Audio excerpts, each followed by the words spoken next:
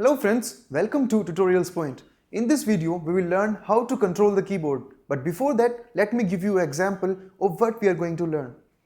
In day-to-day life, we use many applications in which we type a text. After typing the text, when we click on return or when we click outside the text area, the text box disappears or the keyboard disappears. But in the applications that we have made till now, the keyboard stays on the screen and does not disappear. In this video, we will learn how to handle the keyboard. We will also learn how to change the keyboard layout and how to close the keyboard on user interaction. Now, let us see a practical implementation of closing the keyboard on user interaction. To control the keyboard, first of all, we need to add a delegate to the text field. For that, we need to press Ctrl and from our text field, we'll drag to the yellow button on top, that is View Controller. From there, we'll select Delegate. After that, we need to add one more thing in our Swift file. In our Swift file, now we will add UI text field delegate to our class. After that, now we need to add two more functions for different functionality. First, when we touch outside the text field, then editing should end. For that, we need to write a function, override, that is a keyword. Func is a keyword to write a function.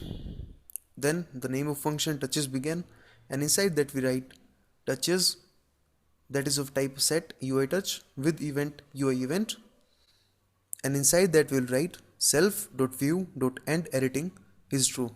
So this means whichever view is currently open, that will end editing and the value is true, so it should end editing and the keyboard should disappear. If it is false, then the keyboard will not disappear. After that, we need to write a function text field should return. After that, if return is pressed, then the return type is bool, inside which we'll write text field, that is the text field that we are currently using, dot resign first responder.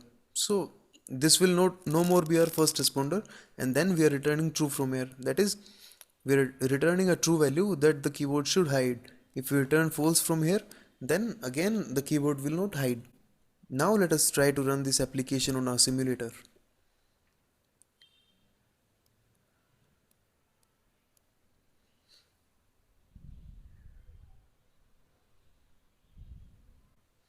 When we click inside the text field, if your keyboard is not coming up, go to hardware, keyboard, and then toggle software keyboard.